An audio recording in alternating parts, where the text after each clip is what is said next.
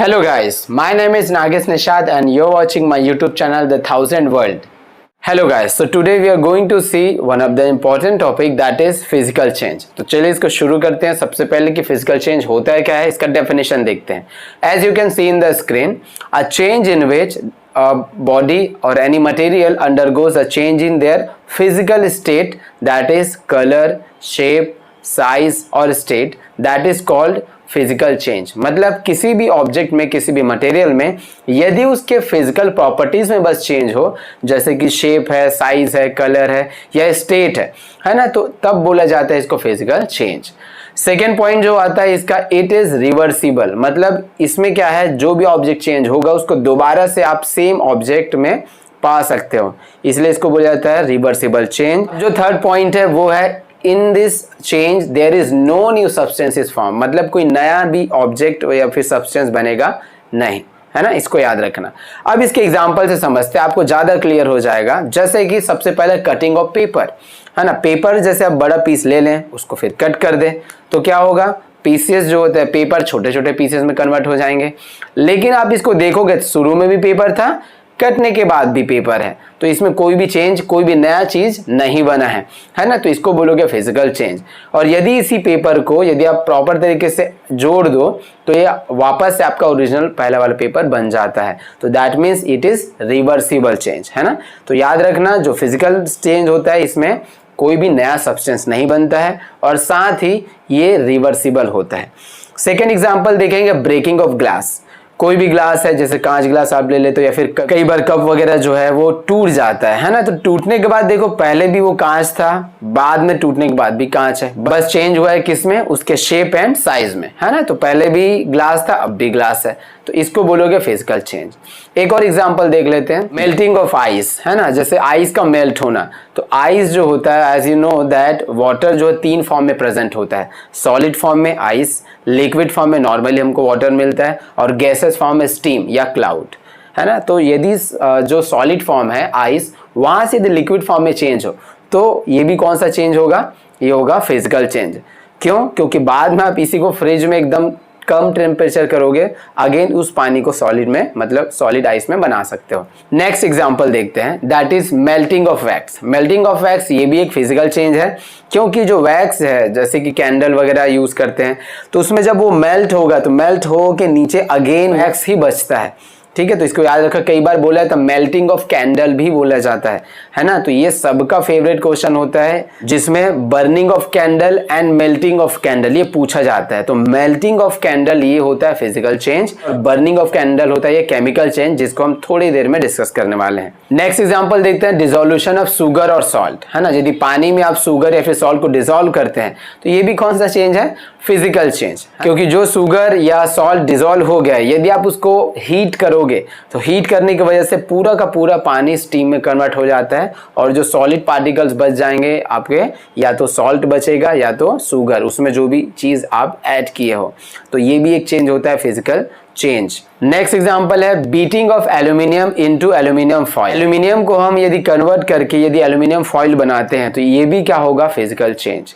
क्यों? क्योंकि पहले भी एल्यूमिनियम का पीस था, उसको जब फॉइल बनाया गया तब भी एल्यूमिनियम का पीस है ना। तो याद रखना, तो ये जो चेंज होगा फिजिकल चेंज, क्योंकि इसमें कोई भी नया सब्सटेंस नहीं बनता है। सबसे पहले देखते हैं केमिकल चेंज का डेफिनेशन क्या होता है। As you can see in the screen, a change in which a substance undergoes a change in physical state as well as chemical state, that is called chemical change। मतलब यदि किसी object का, किसी material का, यदि वो physical change के साथ में केमिकल चेंज, मतलब केमिकल प्रॉपर्टीज में भी चेंज होता है, उसको बोलोगे केमिकल चेंज। जैसे एग्जांपल देखेंगे तो बर्निंग ऑफ कैंडल, है ना। कैंडल जब बर्न होगा तो याद रखना, बर्न होने के बाद, जलने के बाद वहां पर एक नया सब्सटेंस बनने वाला है, ठीक है। तो बर्निंग ऑफ कैंडल आ जाता है केमिकल चेंज में, है ना। अब इसको एक और एग्जांपल समझेंगे, बर्निंग ऑफ पेपर। पेपर को जब भी आप जलाओगे तो पेपर जलने के बाद क्या बचेगा, ऐश, है ना, राख बचता है। तो क्या आप उस राख से अगेन पेपर बना सकते हो, नहीं बना सकते, है ना। तो ये जो चेंज होगा इसको बोलोगे केमिकल चेंज, क्योंकि पेपर पहले अलग मटेरियल था और जो जलने के बाद जो ऐश बचता है वो अलग मटेरियल हो जाता है। तो केमिकल चेंज में हमेशा नया कंपाउंड या नया सब्सटेंस बनेगा। जैसे एग्जांपल आप देखोगे बर्निंग ऑफ पेपर, है ना। पेपर स्टार्टिंग में सॉलिड मटेरियल हमारे पास होता है, लेकिन जब इसको जलाया जाता है तो ये ऐश में कन्वर्ट हो जाता है, मतलब राख में।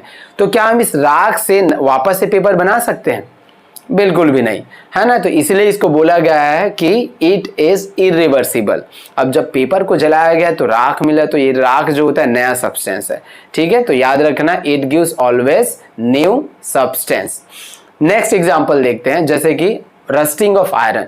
आयरन है, आपने देखा होगा आयरन जो होता है इसमें जंग लग जाता है, ठीक है। तो जंग लगना भी एक तरीके का केमिकल चेंज है, क्योंकि एक बार यदि मटेरियल में जंग लग गया तो वो अपना आयरन का जो प्रॉपर्टी है उसको खो देता है। नेक्स्ट एग्जांपल देखते हैं, है ना। Making of curd from a milk. यदि दूध से दही बनाया जाएगा तो याद रखो कि दही से अगेन दूध बनाना पॉसिबल है क्या? बिल्कुल भी नहीं, है ना, क्योंकि दूध एक अलग, इसका अलग प्रॉपर्टी होता है और दही का अलग होता है। तो यहाँ पर जो चेंजेस आएंगे इसको भी क्या बोलोगे? Chemical change, because it is also irreversible, कि आप कर्ड से वापस दूध में उसको कन्वर्ट नहीं कर सकते। नेक्स्ट एग्जांपल है डाइजेशन ऑफ फूड, खाना का पचना या फिर खाना का बनना। ये भी क्या हो जाएगा? Chemical change. एक जो चीज आपको याद रखना है वो बहुत इंपॉर्टेंट है, मैंने आपको पहले भी बताया है कि बर्निंग ऑफ कैंडल और melting of candle, melting of candle हो जाएगा physical change, burning of candle हो जाएगा केमिकल चेंज। तो आप इसको याद रख सकते हैं कि जहां पर भी ये क्वेश्चन पूछा जाए बर्निंग, मतलब बर्निंग वाला वर्ड आया तो दिमाग में सिर्फ आना चाहिए केमिकल चेंज है। Now let's see what is galvanisation. So galvanisation होता क्या है? ठीक है, as you can see in the screen, the depositing a layer of zinc over the metal surface, that is called galvanisation.